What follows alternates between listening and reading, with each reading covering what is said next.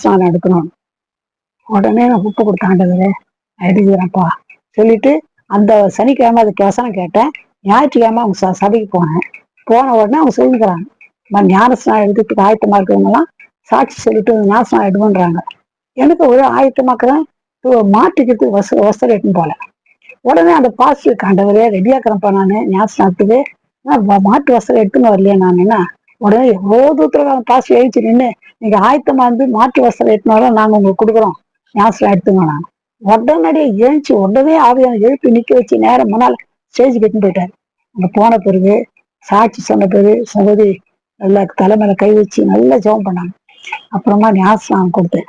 பாருங்க எதுக்காக சொல்றேன்னா, கண்டிப்பா ஞானஸ்நானம் எடுக்கணும். நீங்க மனம் திரும்பிக்கிறீங்களா, இதுவரையில ரட்சிக்கப்பட்டுக்கிறீங்களா, ரட்சிப்பின் அனுபவம் பெற்றுக்கொண்டீங்களா இல்லையா, ஒரு கிறிஸ்துவ குடும்பத்துல பிறந்திருக்கலாம், இல்ல வேற எந்த உங்களோட கத்த பேசுறா இன்னைக்கு